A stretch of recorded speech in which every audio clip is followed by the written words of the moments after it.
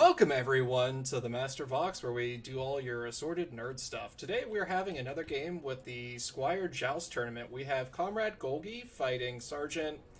Can't remember. It's like H something. Holzkopf. Holzkopf. Yes. Sorry, the tradesman line there kind of covers it all up. With me today we have Nilla yet again. So welcome back, Nilla. Thank you for bringing me back. I'm glad Oh, that I made a good first impression. oh yeah. No, when you titled this the bum fight, chef's kiss. All right. I thought it was mostly because I'm potty trained, but that's cool too. Well, that's just a benefit. That's a bonus there. All right, so here we have in this game, we have First Panzerna against 17th SS. Now, you mentioned earlier, this is the second time we've seen 17th SS.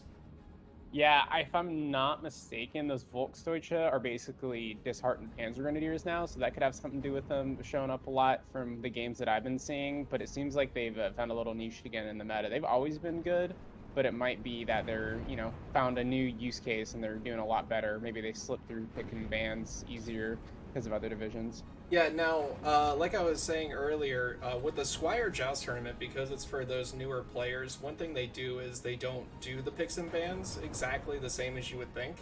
They do the picks and bans for the maps, but they allow players to play with divisions they're comfortable with, and they don't ban the divisions. So that helps those newer players play with, like, I wouldn't say the most overpowered, but it lets them play with their powerful divisions. Now, what we've Yeah, been because doing normally you wouldn't see a Panzerna be somebody's division on that spectrum, where it's like they like playing Panzerna, unless it's, a bigger team game. For 1v1s, it's pretty rare seeing Panzerna taken. Yeah, but he's doing a hell of a job. Earlier, we saw that Hurricane that's up north flying around from Golgi take out a Pack 40, and we also saw a Pack 38, which was the only AT currently down in the south with no Axis armor, just got smacked by that Cromwell.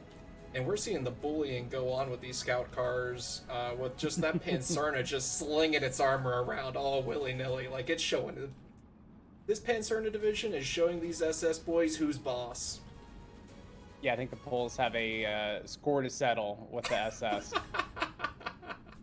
Very true. Now, we do see some AT being brought into the south, but that Pack 38, I don't know how well it's going to do against that Cromwell with its 2K range. Or no, it's only 1,500 meters. Oh, it's just a standard 50-point Yeah, that's a Cromwell. normal Cromwell. Yeah, so it should do fine. It has more than enough pen to hit it.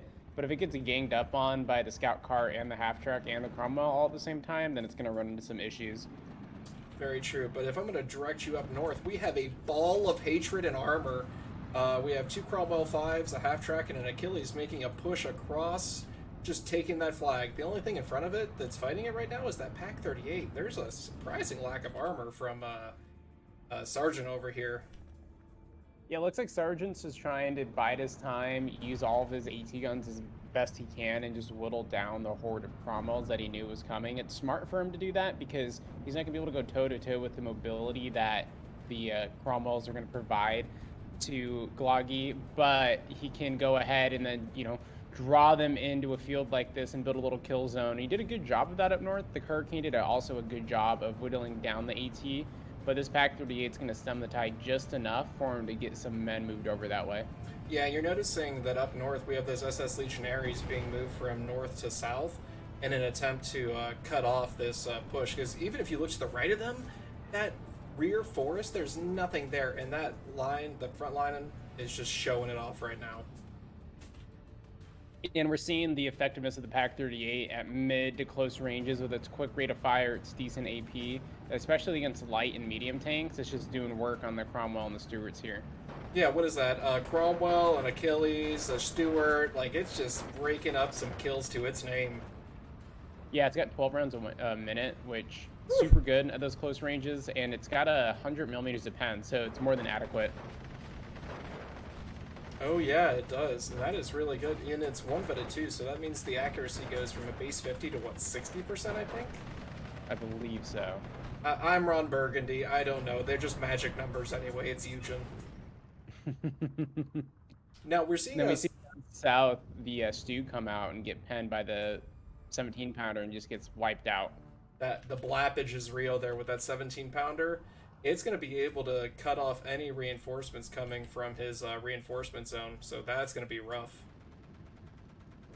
Seems like a lot of the success was found down south by Glogi, but Holzkopf did a good job of stunting it and then taking out the main push by Glogi up north. So they're in that weird position now where sure Glogi has the 1410, but Holzkopf did a good job of stopping his push. There's no follow through with it, and it's up to him now to counterattack and take back his forward positions. And he's doing a good job of that by maneuvering up north and then running troops down south to get in the way of those Vickers and the Sapirzi.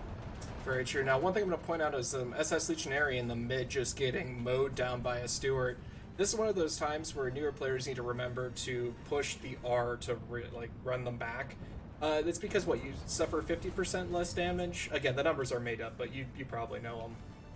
I don't know the numbers off the top of my head. I just know it's the click to win button because it keeps my stuff alive. Yep, and you don't want to trade those units for nothing, because those SS Legionaries with that Panzer Faust could have pulled back and then held off any Stewards pushing and getting too feisty. You can see and the Stewards getting a little close there too. Yep. Oh, we have Sergeant Holzkopf over here. He brought in an SDKF, and he's going to start interdicting that air assets of Golgi. And that's really important, because remember earlier, that Hurricane already killed one Pack 40.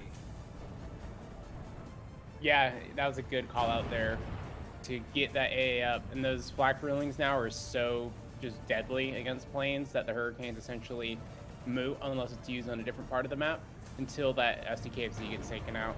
Yeah. Now, like I was mentioning earlier, there was nothing up north from Golgi, so he's suffering because of it. So we're seeing SS Legionary get moved in. But those Cromwells, oh, chef's kiss, doing the Lord's work over here, pinning everything down and letting that zero vet Sapirzi just hold the line. Yeah, and he can't move up the SPW because the Piat's there. And I know people shit on the Piat. They say it's not great, but I trust the Piat. You trust in I'll the bring Piat? up the Piat. Ooh, yeah, I'll bring it up. You're a man that pulls out. Whew. Mm-hmm. I believe in myself. Alright, so we did see that Pack 38 actually kill off that Cromwell that was holding back all those SS Legionaries, so we're seeing some weird frontline action going on up north. Yeah, and we just saw something get picked off down south, too. It was looked like a supply truck, or it was drawing something behind it by the 17-pounder. Like you said, it's got a good line of sight down that road. Let's see if we can look at its burning corpse. Oh, that's the Stug. That's a pumpkin patch. All right, so I don't know. I didn't see it, so. I missed it too, so we'll never know. The world will never know. All right, so it looks like most of the action in the south has pretty much calmed down, and we're seeing most of it move to the center and to the north. But we're also seeing a Ju-87D3 250 kilogram pop in yet again. But there's no AA from. Oh nope, there's the Crusader AA. Yeah, the last time I used that Crusader A, it was worthless, so I'm excited to see if it does a good job here, which it looks like it is doing a fantastic job. Yeah, it pushed off that Ju-87D3. Now, one thing, if I remember right, about the Crusaders is one of the last updates, it went from 8 health, like a light tank, oh, that pickoff, to 10 health, so it takes 2 shots now to kill them, so a lot of people I've seen use them as actual infantry support. That's interesting, making them from a light to a medium tank. Yep, and then if you look here, they got 44 road speed, so it's nothing to really shake a stick at, but that 40 front armor means that if you're playing against Soviets, or if you can stay out of Panzerschreck range, or Panzerfaust range, you can use that like a crazy scout car that the Germans are used to, so you can sling some autocannons around and show them who's boss. Yeah, that's pretty cool. The range on it's kind of short, though, on the ground, but, you know, dual 20 mils, so it's going to do some DACA. Oh yeah, Deka. Here goes the Hurricane. Good kill there by the SDKFZ. Yeah. Now, so that Cromwell is going to be used as a knife fighter, if that's the case. But I think that in the proper way of using it, that Crusader AA could be great infantry support. Yeah, rolled up into a building where you know some dudes are, start putting some hate into it and clear it out that way. Oh, yeah. We're seeing a resurgent push, but those Volksdeutsche... Oh my god, the Volksdeutsche won against the Sapirzi, even disheartened. I guess that's the power of those dual MG42s. Or do they only have one? 34s, nope. They have dual 34s. Ooh, a disheartened dual 34s for 25 points. Ooh, where do I sign up? Yeah, that's a good unit right there. Yeah, and I think that's one of the reasons why we're seeing this division pop up so much. Is just because 5 points fewer and they have a higher availability, even though there are 0 vet, but they're still really usable. And a Panzer Shred or Faust. Yeah, and up north too, we can see the SDKFZ taking some artillery fire by the Sexton. It moved out of the way, but the radio range there that we have for the Sexton's pretty good because the Sherman leader and the Stewart are pretty far forward.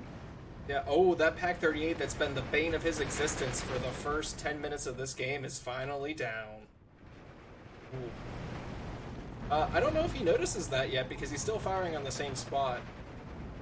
And no, I don't think he has eyes on it.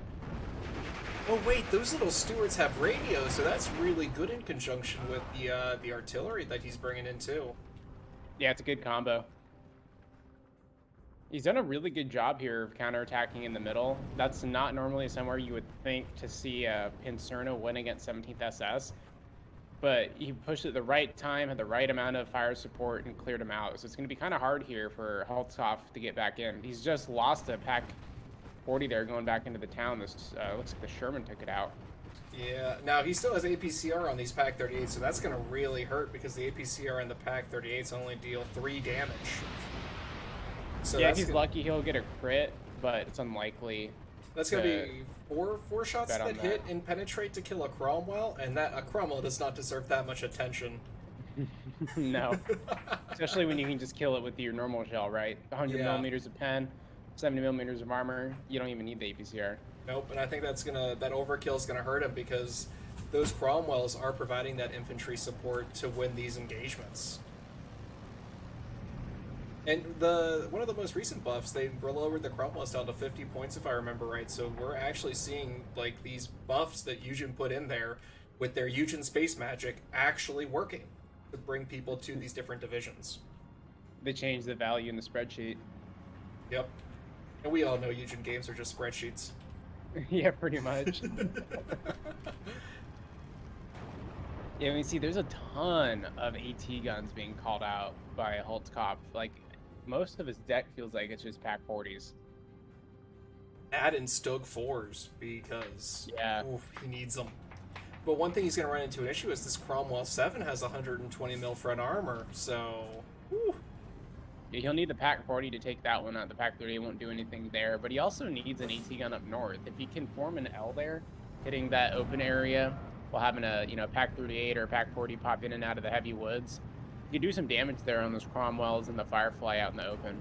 Yeah, so you basically want to create a support by fire element and like have that support your advances over the field, because right now it's just turning into a firing line. Yeah, because naturally too, and why he held off the initial attack there is it is just a funnel. So if they're going to push through the field with tanks there, it just funnels them into that crossroads where that Panzer Grenadier is getting shot at next to the SDKFZ. So you want to use that to your advantage. You want to, where his SS Legionary are, set up an AT gun there. Where his Pack 40 is right now, that's in a good spot. And then you can have that L there and you can just wipe out all those Cromwells. Yep. Oh, the Pack 40, is it? It's firing normal AP shells, so it's pretty good. Now, will the normal AP shell actually be able to penetrate... Yep, 145. It can penetrate that 120 front. Yeah. We're seeing that Firefly, like, lob some hate over there, and I think there's just going to be that weight of fire is going to run into the Pack 40. Yeah, it got stunned. Hasn't gotten a hit on the Cromwell yet. The Firefly outranges it. It's going to, be the end of it there. Oh no, the Pack 43 Group 88. Oh, talk about overkill. Like, Jesus, that's going to be... That'll be priority target number 1 for those Sextons there when that gets dropped down. Yeah, and those Sextons will have radio range because that little sneaky Stewart. So it's not killing things, but it's letting other things kill things. And you can kind of see the rock, paper, scissors come into play here. You have the Sextons out to try to deal with the SCKFZ and the AT guns. And the SCKFZ is out to stop the Hurricane from killing the AT guns. But the issue that Holzkopf's going to run into is he hasn't called any artillery out to counter battery the Sextons. So they're going to continue to fire at the AT guns and win that way. Now, one thing is, I think Glogi needs to, or not needs to be, but I think if his artillery does come out, he's going to get super punished because he's firing from that reinforcement road. Yeah, some infantry rolls along there. while he's shooting, and then it gets counter battery. That could be a bad day, especially when you have that town there. If Holzkopf times that together and gets lucky, he could go into the town, wipe some infantry out, and push in when there's a reinforcement column that got knocked out. Yep, and with the Polish 1st Panzer, you have a whole 3 infantry, so you better keep them live real good. Now that Yeah, Firefly... with that in mind too, Golgi's done a really good job up north, fighting off the Volksdeutsche and the SS Legionary, like with just this Epirzi. The fact that it's been this long and now we have Holzkopf up there now, taking that dense forest, it's pretty impressive with what he's done with the Concerna infantry.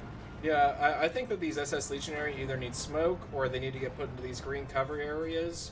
But the problem he's running into is he doesn't have support weapons or a Stug into that area as well to help support that push. Oh no, that Group 88 got murdered. The Sextons didn't do it. What did? I don't know. It looks like they did. You zoom in, there's a bunch of shell craters. Oh yep, Sextons, they did the Lord's work there against that Group 88. Oh, Pack 40's fighting a Cromwell in the center. Alright. Oh, nope, and it disengaged. Those Cromwells got really zippy backup speeds. It's an interesting call out. There's a Crusader AA coming out to go up north. There's only been one call out for planes thus far, and it didn't really do much. Well, that thing's got 3 20mm cannons. Maybe he wants to turn those SS Legionary into bright and proper Polish paste. You know, to fill that parohi. Yeah, that thing's sweet. That's a super cool vehicle. Like See down south, the Hurricane came in, just took out another Pack 40. He's done a great job using those Hurricanes. It's like a surgical tool to take out the AT guns. Yeah, one thing I'm gonna really compliment Golgi on is he's interdicting those support weapons that could make his life hell. Yeah, and it's allowing him to take inches at a time, right? And, you know, he's just slowly inching his way forward, because when he takes those out, you can just go sit the big old tank's fat asses in the middle of the field and we'll shoot away with the machine guns. And there's nothing he can do about it, because the Hurricane's going to come in and take care of the AT. Ooh, that 300mm is going to do exactly what I was talking about. It's going to fire on that reinforcement road with a lot of hate and discontent. But it's so far back. Going to get through. His issue is he can't really bring it that far forward, or it's going to get spotted and taken out. Very, very true. But that Crusader AA Mark IIB is about to make the center of some Polish parohi over here against these SS Legionaries when it comes up. Oh wow, they got all surrounded over there. Good maneuvering there by Glogi with the Cromwells. Let's see this MLRS strike. Oh, is he noticing? No, he hasn't noticed. Even if he did, it's too late. Ooh, but that spread's gonna... Oh, direct hit. Oh, he might get the other one here too. Oh, he will. Oh, that's brutal. That's so absolutely brutal. It's like right in the breadbasket there. Yep. But the beautiful thing is, with the... Oh, no, he didn't have a... He doesn't have a supply with it. It's just a truck to move it around. So hopefully we see some supply. Calls out a Sexton here. The response is to call it more artillery, put it in the same spot.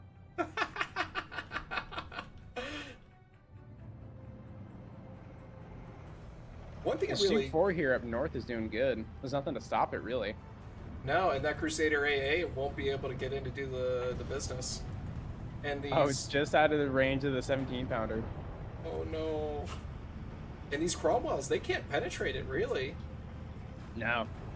So it's going to be a rough... Ooh. That Stug 4 play is good. He just needs to reconnect to those Legionaries, though.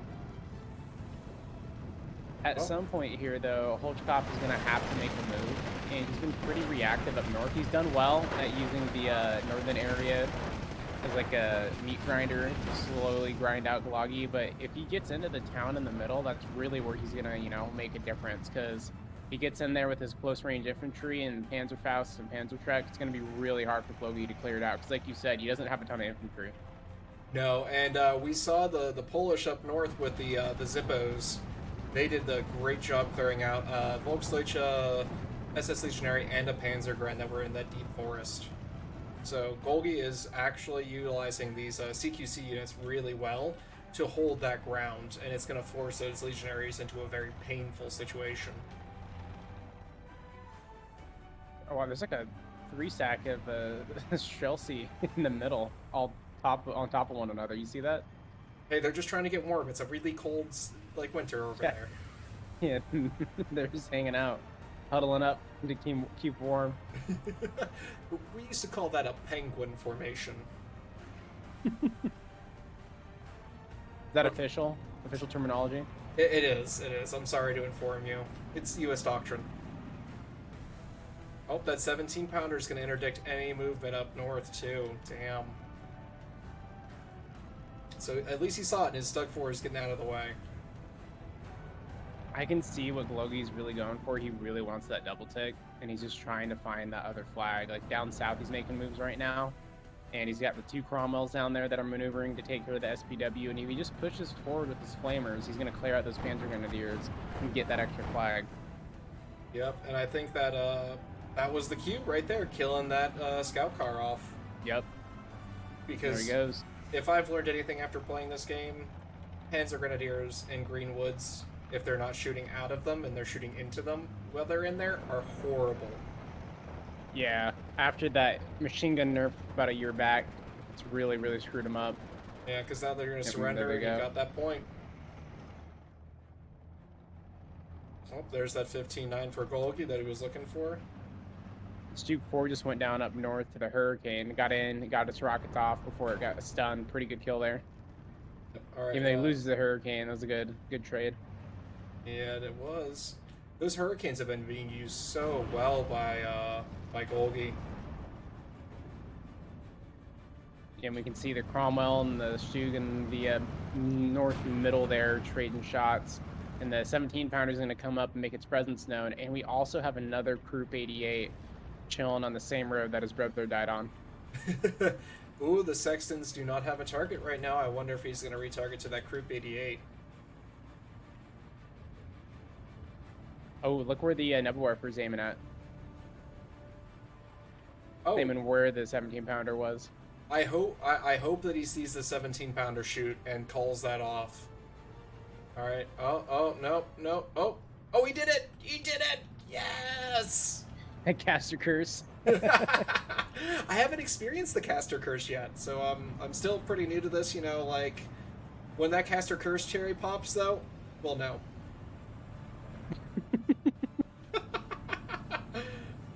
Yeah, well, you just got a 17-pounder killed, so how does it make you feel? Still not cursed though, because that Nebelwerfer strike that we were talking about. Yeah, that one, you did curse that one. That was straight up caster curse, killing those 2 Texans. No, that's what we call foreshadowing in the business. Thank you very much. Got it. Okay. And there goes the 17-pounder. So what do you think Glogi did right so far in this game? Because it looks like he's in a pretty commanding position so far. I honestly think that up north his push, utilizing his Cromwells with how cheap they are, with like 1 or 2 Strelky, to take that entire northern point up there and just hold off the 17th SS, was the best play of this game because he used combined arms. That's my opinion. What do you think?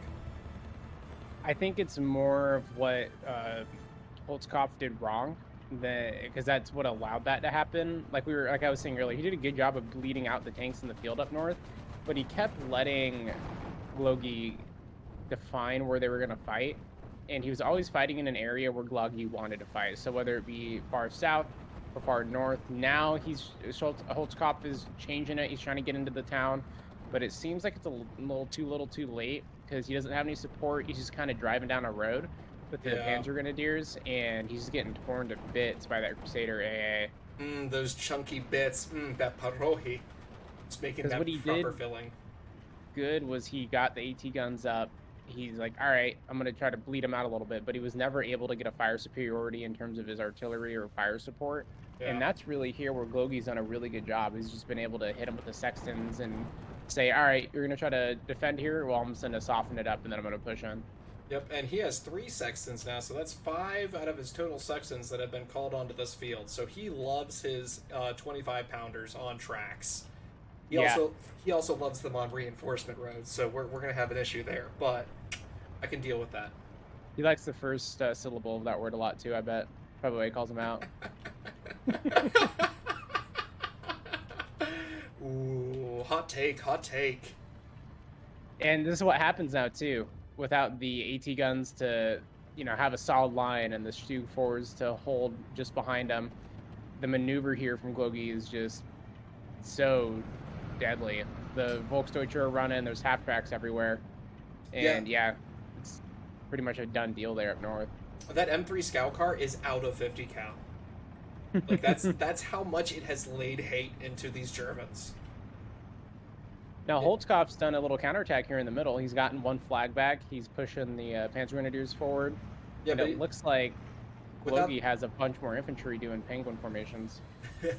Yeah, the Glogi over here, I don't know what's going on, like little staging area, but we need to see those Saperzi move out. He doesn't have the ability to keep those hidden away. He needs to utilize them. But it looks like he's trying to use that Streltsy up front there in the Vickers as like kind of a tripwire. So if they get hit by artillery or a plane, then he moves them up maybe. Yeah, but that's way too much of an investment to do that kind of a thing, especially whenever you have a Crusader AA that needs to turn some Germans into some chunky salsa.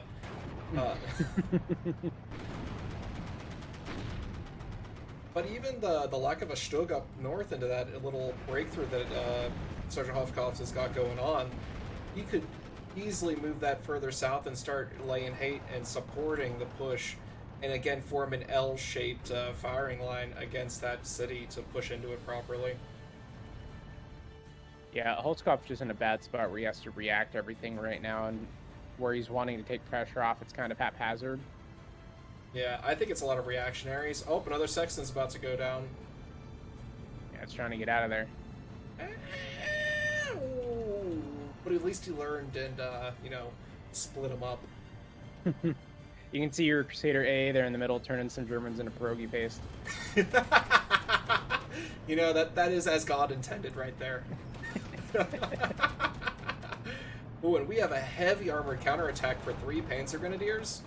Like you were saying, that lack of armor is really hurting him in this exploitation phase. Yeah, and as the time goes on and the more ability you get to call, 3 Cromwells out a minute, it's just going to snowball and snowball. Because you get 18 in a C-phase card, and he has them at 1 vet with the 18 availability. So that's a lot of vetted Cromwells just to be rolling around without much response to it. The Stug 4s, I think, because the Cromwells can't penetrate them from the front unless he has that Achilles support, would be able to turn an armored push's tide against Golgi, right? But we're not seeing the Stugs. We're seeing a lot of... Wait, a Neberwerfer at this point? What? Another one? Huh? Another one? Interesting. The Neberwerfer would have been, or like some other form of Neberwerfer, I forget the other one's name, but the 150? Yeah, the 150. That would have been really good in A-phase to break up the concentrations of armored pushes, and even now would be good, but it looks like he's just pretty content on using it as counter battery, and I think it's a little too far into the game to be committing to that. He should have done that when the Sextons first came out. You think that would be a good call is whenever you see... Thunder run. Oh, it's beautiful. Oh, remember I was talking about the Polish swinging around with their armor. Yeah, they're swinging something, all right. They're letting it hang. Jesus. But so, are you saying that when you see artillery in a competitive match, your first call out is either going to be something to counter it, or how do you normally deal with that? So a lot of the time you have to kind of look at the deck and think to yourself, okay, would this deck be using a lot of artillery? And in this matchup, I would actually think the inverse of what's happened. I wouldn't assume that Panzerna is going to use a lot of artillery. I would assume it'd be using more off-map. And then I would assume that 17th would use more artillery because of the Neberwerfers.